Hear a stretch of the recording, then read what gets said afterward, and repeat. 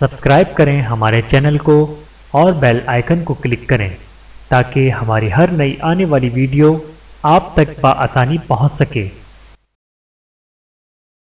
بسم اللہ الرحمن الرحیم۔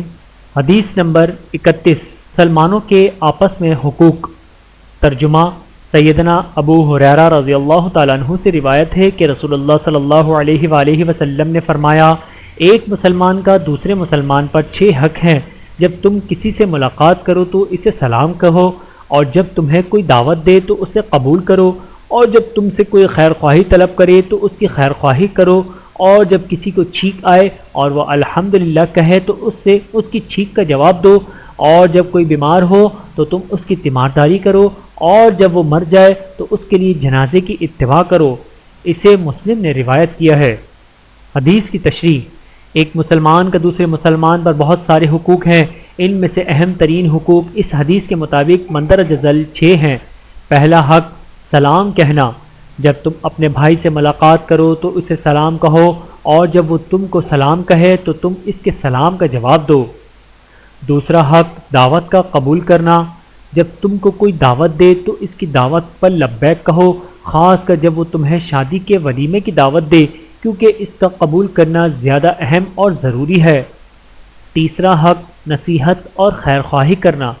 جب تمہارا بھائی تم سے کوئی نصیحت اور خیر خواہی طلب کرے یا کسی چیز کے بارے میں کوئی مشورہ طلب کرے تو اسے سچی اور خالص نصیحت کرو۔ چوتھا حق چھینک کا جواب دینا۔ جب تمہارے بھائی کو چھینک آئے اور وہ اس پر الحمدللہ، ہر قسم کی تعریف اللہ کے لیے ہے، کہے تو تم اس پر یرحمک اللہ، اللہ آپ پر رحم فرمائے کے ذریعے جواب دو، اور جب تم اسے یرحمک اللہ کہو تو اسے تمہارے لیے یہدیکم اللہ ویصلح بالکم، اللہ آپ کو ہدایت دے اور آپ کے احوال درست فرما دے کہنا چاہیے۔ پانچواں حق عیادت و تیمارداری کرنا۔ جب تمہارا مسلمان بھائی بیمار ہو جائے تو تم اس کی زیارت کرو، اور یہ جان لو کہ تمہاری زیارت سے اس کے دل پر بہت بڑا اثر ہوگا اور اس پر تمہیں اللہ کے ہاں سے عظیم اجر ملے گا۔ چھٹا حق اس کے جنازے کی پیروی کرنا۔ کیونکہ مسلمان کے حقوق دوسرے مسلمان پر موت کے بعد تک جاری رہتے ہیں، بس جب وہ مر جائے تو اس کے جنازے کے پیچھے چلو، یعنی اس کی نماز جنازہ پڑھنے کے لیے تشریف لے جاؤ، اور پھر اسے دفنانے کے لیے قبرستان جاؤ۔ اس میں بہت ثواب ہے۔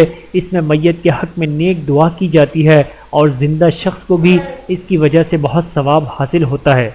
حدیث نمبر 32، راستے کے حقوق۔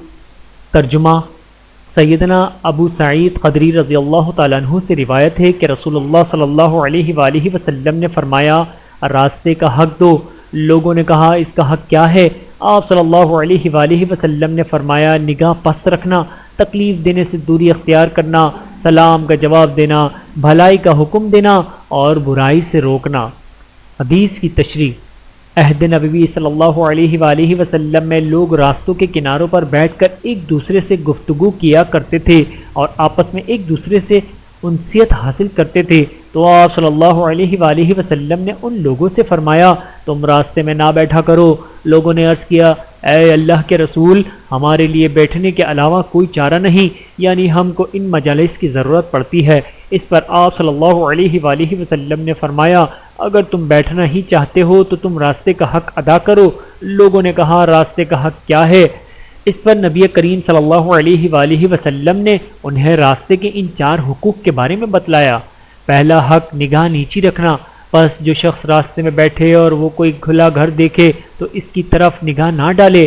اسی طرح اگر کوئی راستے میں کسی عورت کو دیکھے تو اس سے اپنی نگاہ نیچی کر لے۔ اللہ تعالیٰ نے فرمایا، قُل لِّلْمُؤْمِنِينَ يَغُضُّوا مِنْ أَبْصَارِهِمْ، سورۃ النور، آیت نمبر 30۔ ترجمہ مسلمان مردوں سے کہو کہ وہ اپنی نگاہیں نیچی رکھیں۔ دوسرا حق تکلیف دینے سے باز رہنا۔ اس طرح کے راستے کو تنگ نہ کیا جائے اور نہ ہی اس میں کوڑا کرکٹ اور گندگی وغیرہ پھینکی جائے کہ اس سے لوگوں کو تکلیف پہنچے۔ تیسرا حق سلام کا جواب دینا۔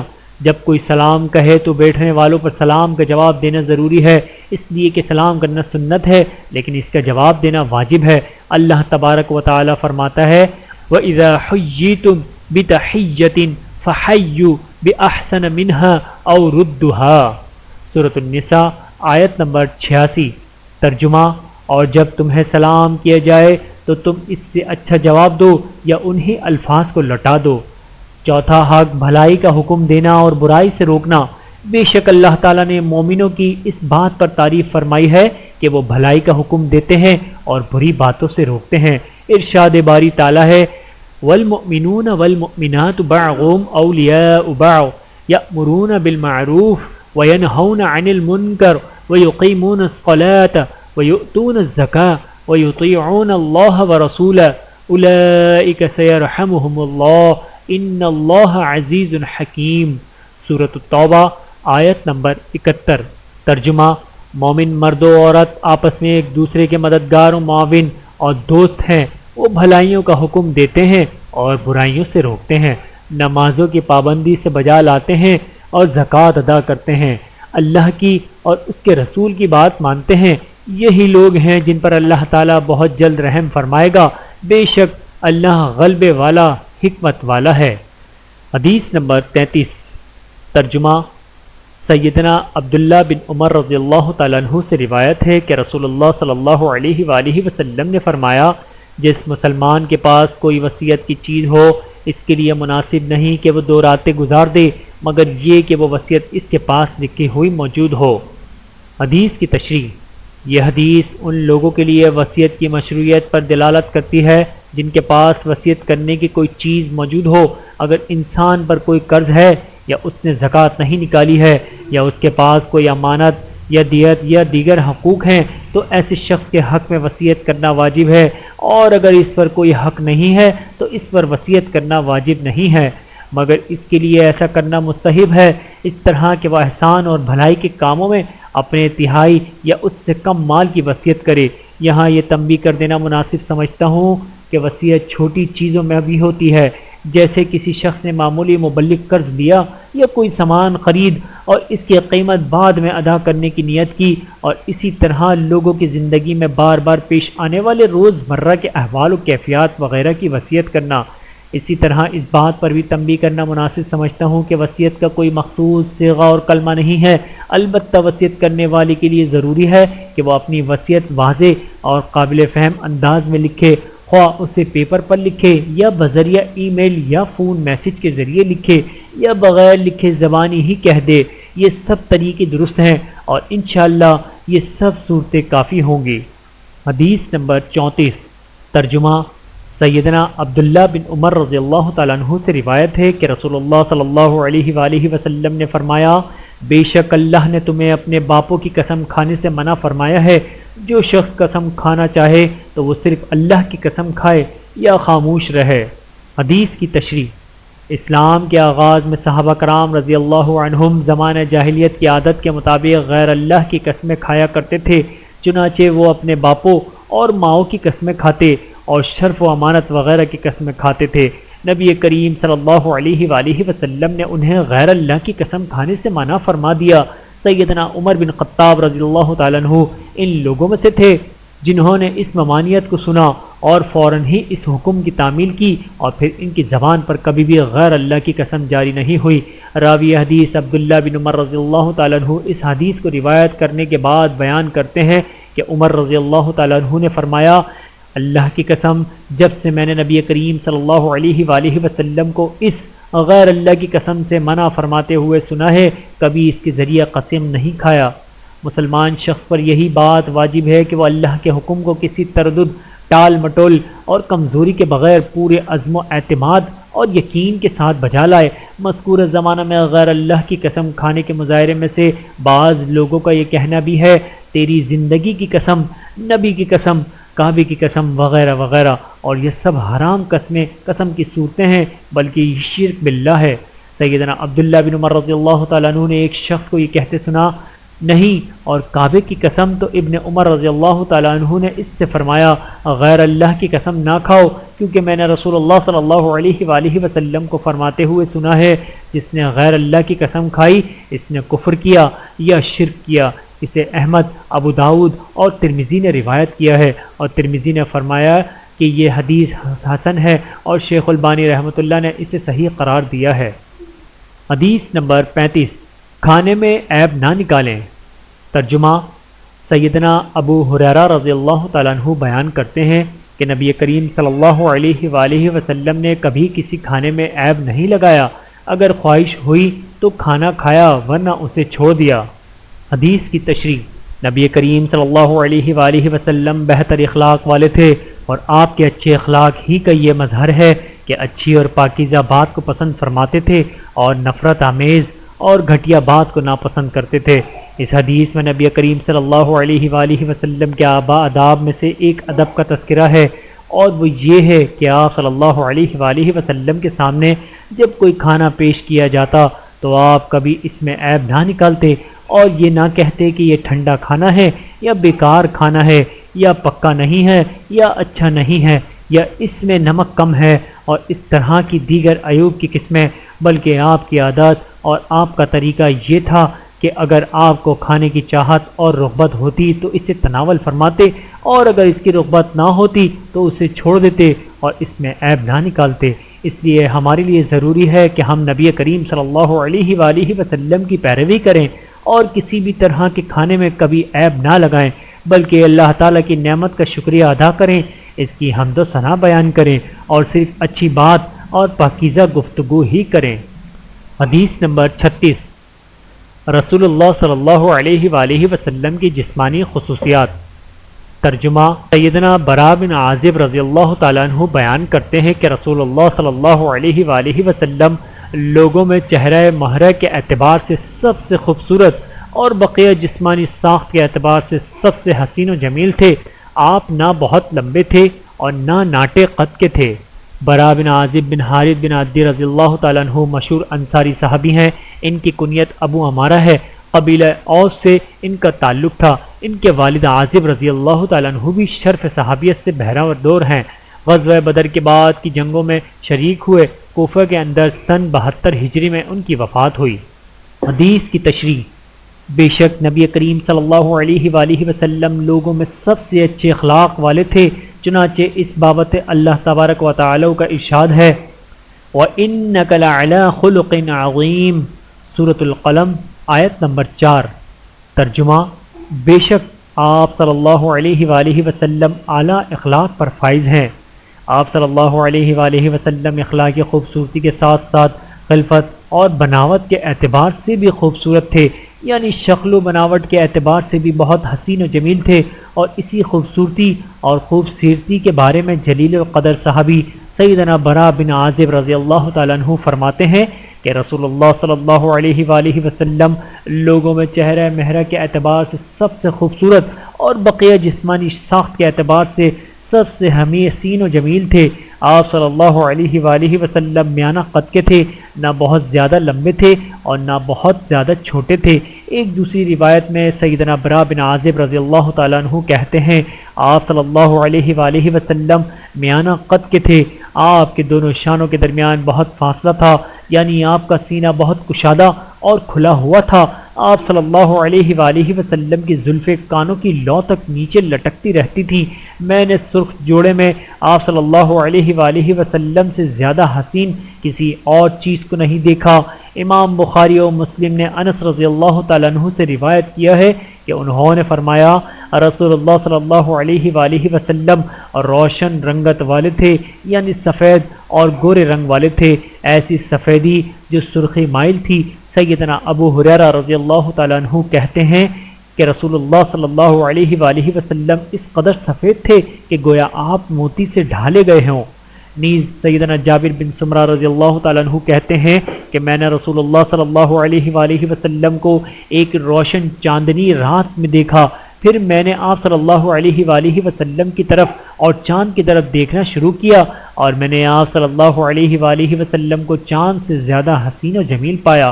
اللہ تعالیٰ آپ پر، آپ کے خاندان پر اور آپ کے اصحاب پر بہت زیادہ رحمت اور سلامتی نازل فرمائے، آمین ثم آمین۔ حدیث نمبر 37۔ نبی کریم صلی اللہ علیہ وآلہ وسلم کے چہیتے۔ ترجمہ: سیدنا عمرو بن العاص رضی اللہ تعالیٰ عنہ سے روایت ہے کہ انہوں نے فرمایا کہ میں نے نبی کریم صلی اللہ علیہ وآلہ وسلم سے دریافت کیا آپ کے نزدیک سب سے محبوب کون ہے؟ فرمایا عائشہ۔ میں نے کہا مردوں میں کون ہے؟ فرمایا ان کے ابا۔ میں نے کہا پھر کون ہے؟ آپ نے فرمایا پھر عمر ہیں۔ عمر بن عاص رضی اللہ تعالیٰ عنہ مشہور قریشی صحابی ہیں۔ ان کا سلسلہ نسب کعب بن لبی پر جا ملتا ہے۔ ان کی کنیت ابو عبداللہ یا ابو محمد ہے اور ان کی والدہ کا نام سلمہ بنت نابغہ ہے۔ رسول اللہ صلی اللہ علیہ وآلہ وسلم نے انہیں غزوات السلاسل کی امارت سونپی تھی۔ انہیں کے ہاتھوں پر اللہ کے حکم سے مصر فتح ہوئی۔ ان سے کئی حدیثیں مروی ہیں۔ ان کی وفات مصر میں ہوئی، مگر تاریخ وفات کے سلسلے میں بڑا اختلاف ہے۔ 42، 43، 51، 58، 61، 62 ہجری کہی گئی ہیں۔ حدیث کی تشریح: جلیل القدر صحابی سیدنا عمر بن عاص رضی اللہ تعالیٰ عنہ نبی کریم صلی اللہ علیہ وآلہ وسلم کے مشہور اور کبار صحابہ میں سے تھے۔ اس حدیث میں عمر بن عاص رضی اللہ تعالیٰ عنہ بیان کرتے ہیں کہ انہوں نے نبی کریم صلی اللہ علیہ وآلہ وسلم سے پوچھا کہ آپ کے نزدیک سب سے محبوب کون سی شخصیت ہیں؟ تو نبی کریم صلی اللہ علیہ وآلہ وسلم نے جواب دیا کہ میرے نزدیک سب سے محبوب میری بیوی عائشہ رضی اللہ تعالیٰ عنہ ہیں۔ پھر عمر بن عاص رضی اللہ تعالیٰ عنہ نے کہا مردوں میں آپ صلی اللہ علیہ وآلہ وسلم کے نزدیک سب سے محبوب کون ہیں؟ آپ صلی اللہ علیہ وآلہ وسلم نے فرمایا ان کے باپ یعنی عائشہ رضی اللہ تعالیٰ عنہ کے والد ابو بکر صدیق رضی اللہ تعالیٰ عنہ۔ پھر عمر بن عاص نے عرض کیا پھر کون ہے اے اللہ کے رسول؟ نبی کریم صلی اللہ علیہ وآلہ وسلم نے فرمایا عمر بن خطاب رضی اللہ تعالیٰ عنہ ہیں۔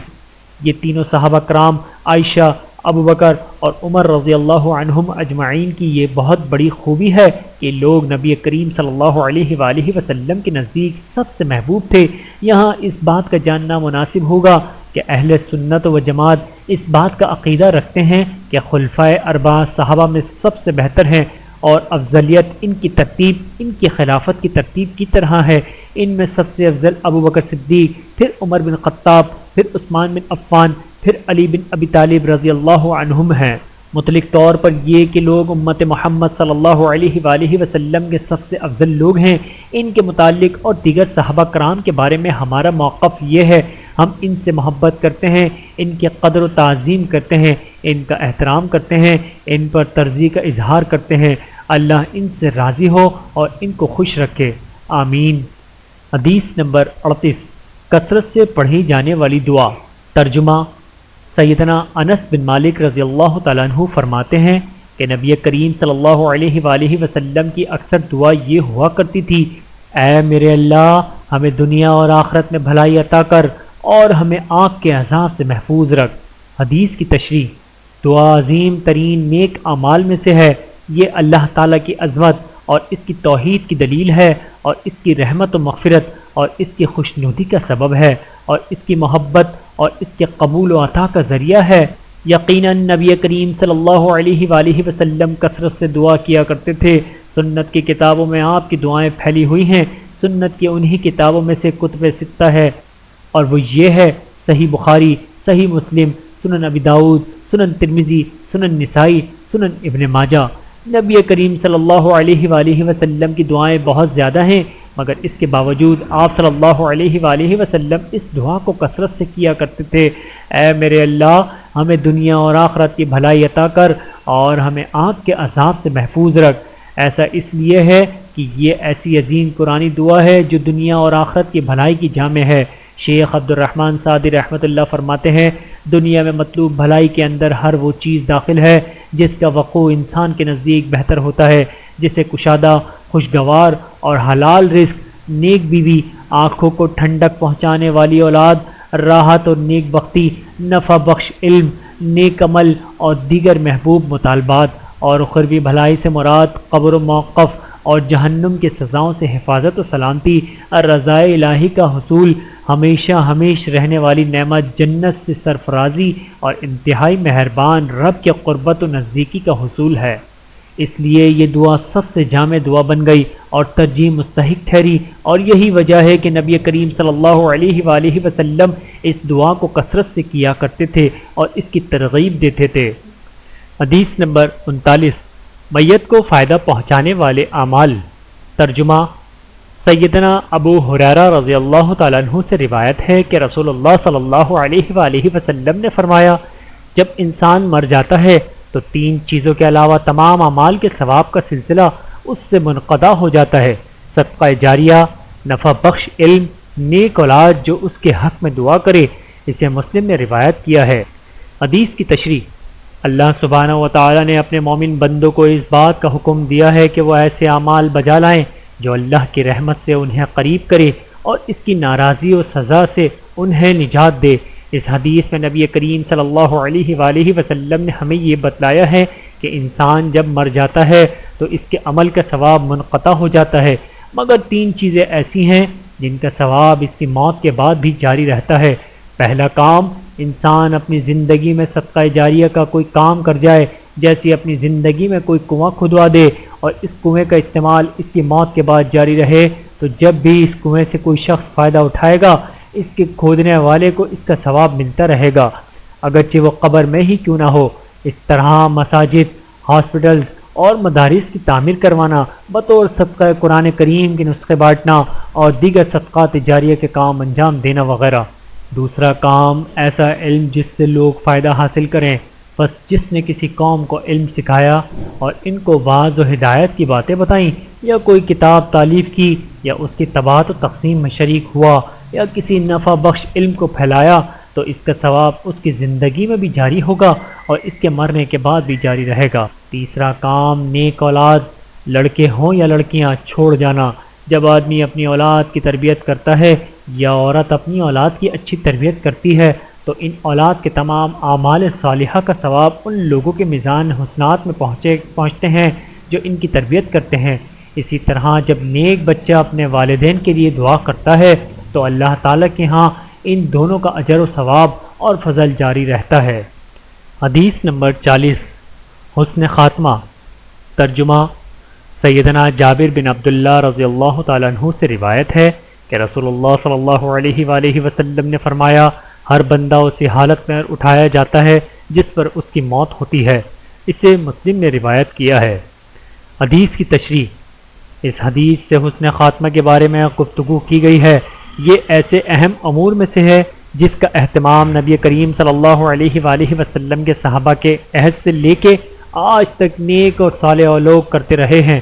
حسن خاتمہ کا مفہوم: انسان اپنی زندگی اس حال پر ختم کرے کہ وہ ایمان، بھلائی اور عمل صالح پر کاربند رہا ہو۔